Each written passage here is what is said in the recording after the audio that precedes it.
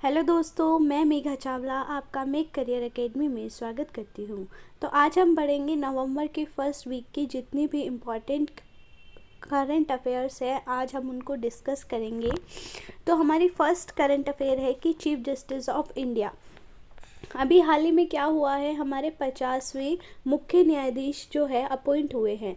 तो मुख्य न्यायाधीश को सबसे पहले जो अपॉइंट करता है वो कौन करता है?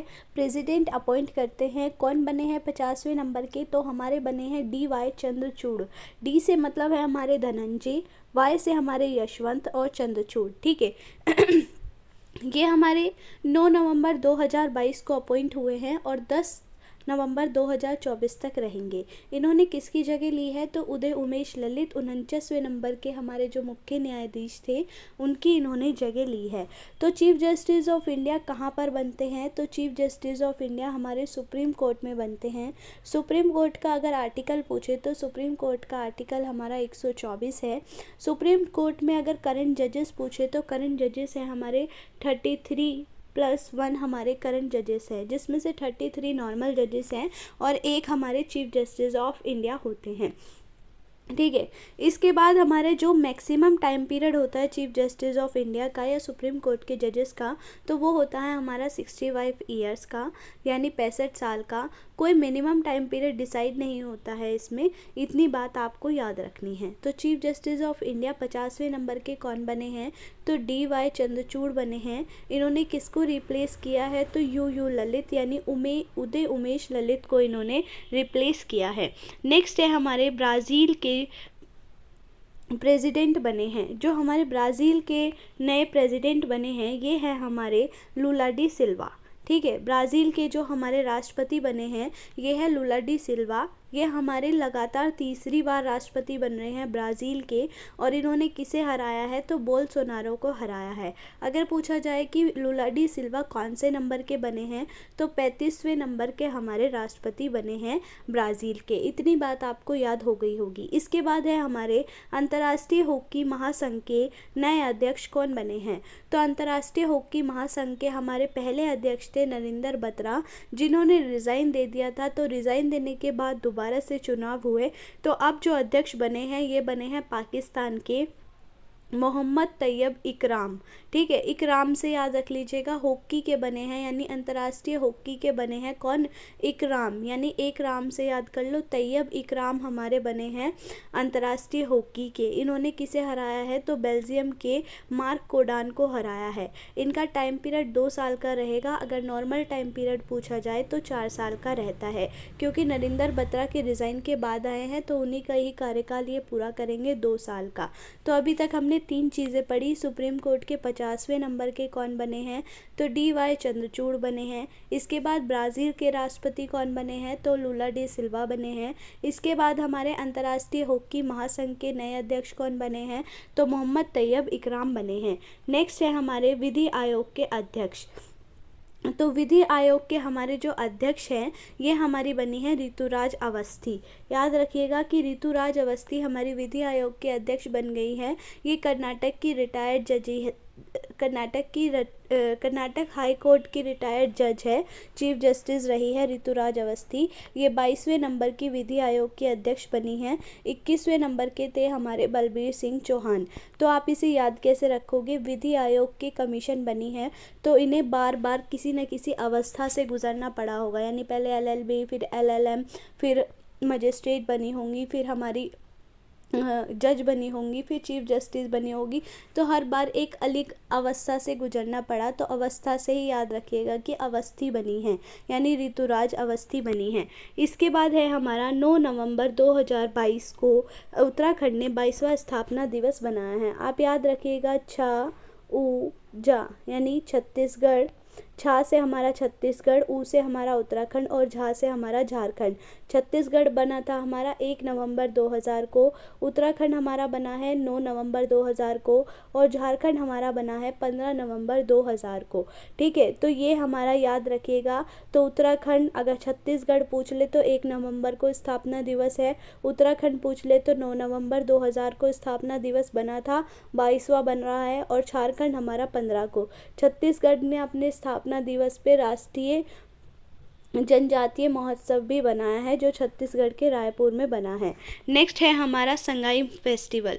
तो संगाई फेस्टिवल जो है हमारा, संगाई, ये आप सगाई से याद रख लीजिए। सगाई, सगाई होती है एंगेजमेंट, इंगेजमेंट, तो सगाई से याद रख लीजिएगा। सगाई महोत्सव जो है, सगाई के लिए हमें क्या चाहिए होता है, पैसा चाहिए होता है। तो सगाई महोत्सव कहाँ हो रहा है, तो सगाई महोत्सव हमारा मणिपुर में हो रहा है, और ये 2010 से कंटिन्यू मणिपुर में ही मनाया जा रहा है। उन्होंने नाम संगाई क्यों रखा, क्योंकि उनके राज के पशु का नाम संगाई हिरन है, इसी के नाम पर उन्होंने इस फेस्टिवल का नाम सगाई रखा। आपके लिए इजी पड़ जाएगा। सगाई में क्या चाहिए, मनी, मनी से याद रख ले, सगाई यानी मणिपुर में है। ठीक है, क्यों मनाया जाता है कि जो मणिपुर की कल्चर एक्टिविटीज़ है, टूरिस्ट डेस्टिनेशन है, इन सब को प्रमोट करने के लिए, एम्फसाइज करने के लिए मणिपुर में ये फेस्टिवल मनाया जाता है। नेक्स्ट है हमारा, भारतीय नौसेना ने मोजाम्बिक और तंजानिया के साथ पहले त्रिपक्षीय नौसेना अभ्यास में भाग लिया है, यानी IMT त्रिलाट। यानी भारतीय नौसेना ने 2 देशों के साथ भाग लिया है, जिसको नाम दिया गया है IMT त्रिलाट। ये पहला संस्करण था। I से इंडिया है, M से मोजाम्बिक है, और T से हमारा क्या है, तंजानिया है। और ये संस्करण तंजानिया में ही हो रहा है। क्यों हो रहा है, तो हिंद महासागर क्षेत्र में सुरक्षा को देखते हुए इन्होंने ये पहला त्रिपक्षीय नौसैन्य अभ्यास किया है, जो 3 देशों के बीच होगा, जिसमें भारत ने भी भाग लिया है, यानी भारत, मोजाम्बिक और तंजानिया। नेक्स्ट है हमारा, देश के सबसे बड़े भूल भुलैया गार्डन और मियावाकी वन का क्या कर दिया गया है, उद्घाटन कर दिया गया है। तो सबसे बड़े भूल भुलैया गार्डन और मियावाकी वन का उद्घाटन किसने किया है, तो PM मोदी ने किया है। और कहाँ किया है, तो गुजरात के एकता नगर में इसका उद्घाटन किया गया है। जो मियावाकी वन है, ये क्या है, जापान के जो वनस्पति शास्त्री थे, यानी कि जापान के जो बॉटनिस्ट थे हमारे अकीरा मियावाकी, इन्होंने एक तकनीक खोजी थी, उन्हीं के नाम पर इसका नाम रखा गया मियावाकी वन। ये जो थी, ये क्या है कि भी पौधों में 10 गुना तेज़ी से वृद्धि करती है, यानी कि जिन पौधों को काफ़ी साल लग जाते हैं वृद्धि करने में, बहुत सालों बाद नेचुरल तरीके से उगाया जाए तो 20 से 30 साल लग जाते हैं, इस विधि से उन्हें 5 से 6 साल में वो जो वृक्ष है वो जल्दी से जल्दी तैयार हो जाएंगे। इसी के लिए इन्होंने मियावाकी वन का उद्घाटन किया है। कहाँ किया है, तो PM मोदी ने गुजरात के एकता नगर में किया है। अभी तक की करंट को एक बार जल्दी से रिपीट करते हैं। 50th chief justice of Indian कौन बने हैं, तो DY चंद्रचूड़ बने हैं। ब्राज़ील के नए राष्ट्रपति कौन बने हैं, तो लूला डी सिल्वा बने हैं।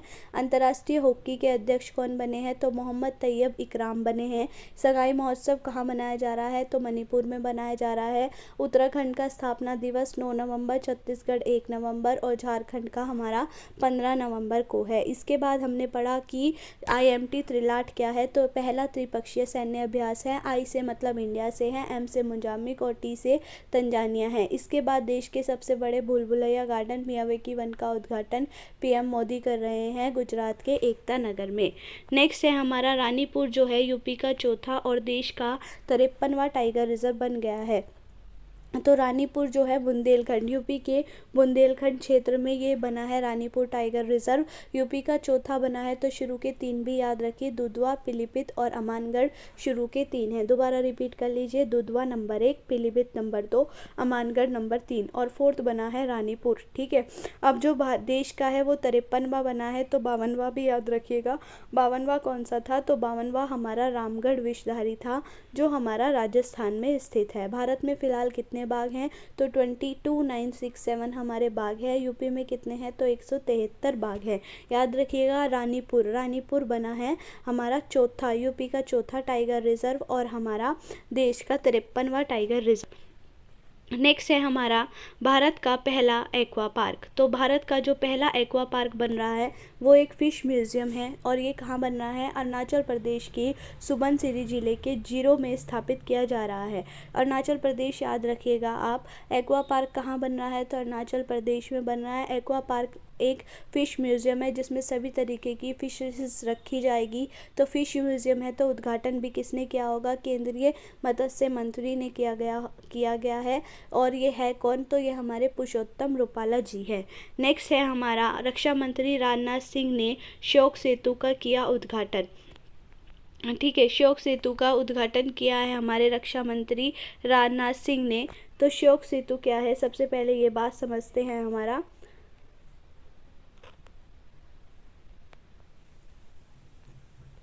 ठीक है, ये क्या है, ये हमारा भारत का मैप है, ये हमारा स्काई चीन है और ये हमारा गलवान घाटी है। तो जो श्योक सेतु है, अभी 2020 में क्या हुआ, गलवान घाटी पे भारत और चीन की लड़ाई हो गई थी जिसमें भारत के कुछ जवान जो थे वो शहीद हो गए थे।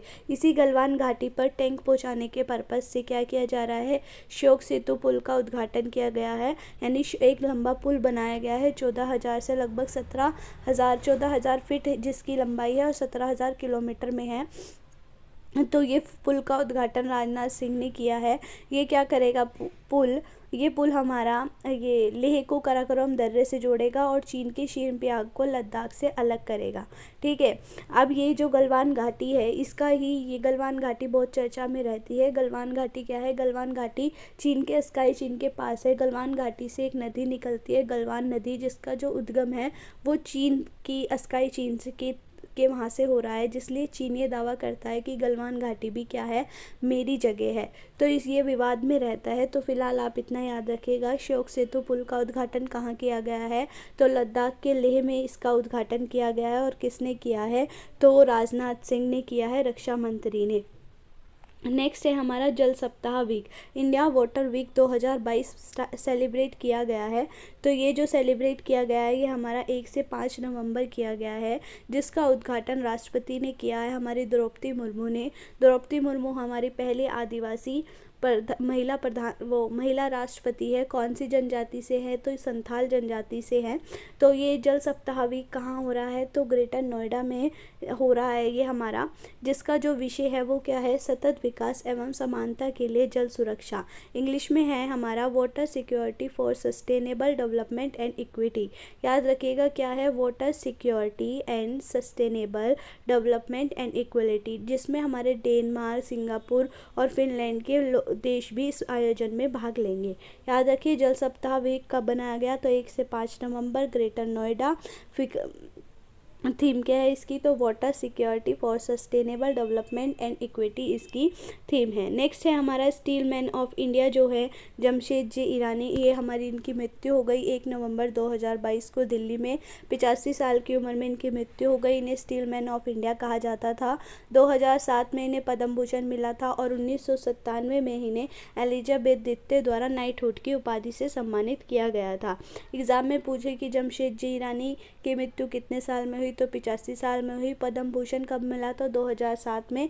नाइटहुड की उपाधि 1997 में। याद रखने का, 2007 में पद्म भूषण, 10 साल पहले यानी 1997 में क्या मिला है, इन्हें नाइटहुड की उपाधि मिली गई है। ठीक है, नेक्स्ट है हमारा तीसरे राष्ट्रीय आदिवासी नृत्य महोत्सव। अभी बताया था छत्तीसगढ़ ने 1 नवंबर को अपना स्थापना दिवस बनाया है। इसी स्थापना दिवस के उपलक्ष्य में यहाँ पर तीसरे राष्ट्रीय आदिवासी नृत्य महोत्सव का क्या हो रहा है, ट्राइबल डांस फेस्टिवल हो रहा है। याद रखिएगा जनजातीय महोत्सव भी इसे ही बोलते हैं। तो कितनी तरह की जनजाति है, 36 तरीके की। इस तरीके से याद रख सकते हैं, छत्तीसगढ़ के रायपुर में हो रहा है। नेक्स्ट है हमारा भारत का पहला फ्लोटिंग साक्षरता कैंप कहाँ स्टार्ट हुआ है, तो श्रीनगर में हुआ है। श्रीनगर जम्मू कश्मीर डल झील के पास में। किसने किया है, तो IPPB ने यानी इंडियन पोस्ट पेमेंट बैंक ने निवेशक नीति पहल के साथ ये हमारा स्टार्ट हुआ है। नेक्स्ट है हमारा विश्व सुनामी जागरूकता दिवस। विश्व सुनामी जागरूकता दिवस हर साल 5 नवंबर को मनाया जाता है। 2004 में जब हिंद महासागर में सुनामी आई थी, तब से ही ये हर साल 5 नवंबर को सेलिब्रेट किया जाता है, सुनामी के बारे में अवेयरनेस फैलाने के लिए। नेक्स्ट है हमारा 17वां प्रवासी भारतीय दिवस 2023। तो प्रवासी भारतीय दिवस हमारा 9 जनवरी को मनाया जाता है। 9 जनवरी 1915 को महात्मा गांधी दक्षिण अफ्रीका से लौटकर आए थे। पहली बार जो भारतीय प्रवासी दिवस सम्मेलन हमारा स्टार्ट हुआ था वो 2003 में सेलिब्रेट हुआ था दिल्ली में। अब ये पूछा जा रहा है कि 17वें प्रवासी दिवस 2023 कहाँ पर होगा? तो मध्य प्रदेश के इंदौर में ये सेलिब्रेट होगा, जिसमें हमारे गुयाना के राष्ट्रपति मोहम्मद इरफान अली मुख्य अतिथि रहेंगे। ये इंपॉर्टेंट क्वेश्चन है, याद रखना कौन रहेंगे। तो गुयाना के राष्ट्रपति मोहम्मद इरफान अली इसके मुख्य अतिथि रहेंगे। इसकी थीम भी याद रखिए कि डायस्पोरा, डायस्पोरा हिंदी में भी है, डायस्पोरा इंग्लिश में भी है। अमृतकाल हिंदी में स्टार्टिंग में है और इंग्लिश में लास्ट में है। तो अमृतकाल में भारत की प्रगति के लिए विश्वसनीय भागीदार, ये तो हिंदी में थीम है, एक बार रिपीट कर लीजिए। डायस्पोरा, अमृतकाल में भारत की प्रगति के लिए विश्वसनीय भागीदार। इंग्लिश में है इसकी reliable partners for India's progress in Amritkaal. याद रखिए पहले किसकी बात हो रही है? पार्टनर्स की बात हो रही है, यानी कि इंडिया रिलायबल पार्टनर्स किसकी? इंडिया की ग्रोथ में, for India's growth in Amritkaal. Same Hindi में है, अमृतकाल में भारत की प्रगति के लिए विश्वसनीय भागीदार। आई होप आपको लर्न हो गया होगा। नेक्स्ट है हमारा राइजिंग सन वाटर फेस्टिवल। तो वाटर, आप ये वाटर से याद रख लीजिए, सबसे ज़्यादा जो वर्षा होती है वो कहाँ पर होती है? सबसे ज़्यादा वर्षा हमारी मेघालय के चेरापूंजी में ही होती है। तो वाटर इससे याद रख लीजिए। वाटर फेस्टिवल कहाँ मनाया है? मेघालय के उमियम झील में बनाया गया है। कौन सी जनजाति ने बनाया है? तो गारो जनजाति ने बनाया है। और इस अवसर पर वो कौन सा नृत्य करते हैं? वांगला नृत्य करते हैं। तीनों चीज़ें इंपॉर्टेंट है, कभी कभी डायरेक्ट पूछ लेता है गारो जनजाति कहाँ की है? तो मेघालय। वांगला नृत्य कहाँ का है? तो मेघालय। फेस्टिवल कहाँ बनाया गया? तो मेघालय की उमियम झील में बनाया गया है। ठीक है, सूर्य देवता को ये फेस्टिवल समर्पित है और फसल कटाई के मौसम की समाप्ति का प्रतीक है। नेक्स्ट है हमारा पहली बार सैयद मुश्ताक अली ट्रॉफ़ी। सैयद 2022 किसने जीती है? तो सैयद मुश्ताक अली जो हमारी ट्रॉफ़ी है वो क्रिकेट से संबंधित है। ये हमारी पहली बार मुंबई ने जीती है। कोलकाता के ईडन गार्डन में मैच हो रहा था, हिमाचल प्रदेश को हराकर जीती है। सबसे ज़्यादा बार तमिलनाडु ने जीती है। और सैयद मुश्ताक अली जो ट्रॉफ़ी है इसको जो स्पॉन्सर करता है वो हमारा BCCI द्वारा स्पॉन्सर किया जाता है। और BCCI के अभी नए अध्यक्ष भी बने हैं, रोज़र बिन्नी BCCI के नए अध्यक्ष बने हैं। नेक्स्ट है हमारा, अभी फ़िलहाल में एक वैदिक घड़ी लॉन्च की गई, वो कहाँ पर की गई? तो मध्य प्रदेश के उज्जैन में वैदिक घड़ी को लॉन्च किया गया है। मध्य प्रदेश के जो शिक्षा मंत्री है मोहन यादव, इन्होंने इसे लॉन्च किया है। इस घड़ी की जो स्थिति है वो सूर्य के साथ तालमेल बिठाएगी और इसकी एक रीडिंग के लिए एक एप्लीकेशन भी लॉन्च होगा। ठीक है, तो ये हमारी आज की करंट थी, एक बार इसको रिपीट कर लीजिए ताकि आपको याद रहे। नंबर 1 पे था हमारे चीफ जस्टिस ऑफ इंडिया, तो DY चंद्रचूड़ बने हैं। ब्राज़ील के नए राष्ट्रपति लूला डी सिल्वा बने हैं। अंतर्राष्ट्रीय हॉकी के जो अध्यक्ष बने हैं तो मोहम्मद तैयब इकराम बने हैं। इसके बाद छत्तीसगढ़, उत्तराखंड, झारखंड का स्थापना दिवस। छत्तीसगढ़ 1 नवंबर 2000, उत्तराखंड हमारा 9 नवंबर 2000, झारखंड हमारा 15 नवंबर 2000। इसके बाद हमारा संगाई महोत्सव, तो संगाई महोत्सव मणिपुर में मनाया जाता है। ऐसे ही छत्तीसगढ़ में बनाया जा रहा है राष्ट्रीय जनजातीय आदिवासी जनजातीय महोत्सव, छत्तीसगढ़ में बनाया जा रहा है। जो भारत है पहले सैन्य अभ्यास में भाग लेगा जिसका नाम है IMT त्रिलाट। I से इंडिया, M से मुंजामिक और T से हमारा त्रिलाट। प्रधानमंत्री मोदी ने क्या किया है? गुजरात में एक भूलभुलैया गार्डन और मियावाकी वन का उद्घाटन किया है। ऐसे ही हमारा जल सप्ताह वीक है जो 1 से 5 नवंबर के बीच बनाया गया, ग्रेटर नोएडा में बनाया गया, जिसका उद्घाटन हमारे राष्ट्रपति ने किया है, द्रौपदी मुर्मू ने। नेक्स्ट है हमारा वो शोक सेतु पुल का उद्घाटन लद्दाख के लेह में किया जा रहा है। राजनाथ सिंह कर रहे हैं जो हमारे रक्षा मंत्री है। ठीक है, जो हमारे लेह को काराकोरम दर्रे तथा चीन के शिनजियांग प्रांत को हमारे लद्दाख से अलग करेगी। ठीक है, इसके बाद हमारा भारतीय प्रवासी दिवस 2023 जो है MP के इंदौर में आयोजित होगा, जिसमें हमारे गुयाना के राष्ट्रपति मोहम्मद इरफान अली आएंगे। नेक्स्ट है हमारा कि सैयद मुश्ताक अली जो ट्रॉफ़ी है वो क्रिकेट से संबंधित है। किसने जीती थी? तो मुंबई ने जीती थी हिमाचल प्रदेश को हराकर। और इसके बाद हमारी जो वैदिक घड़ी है वो कौन लॉन्च कर रहा है? तो MP के उज्जैन में वो लॉन्च हो रही है।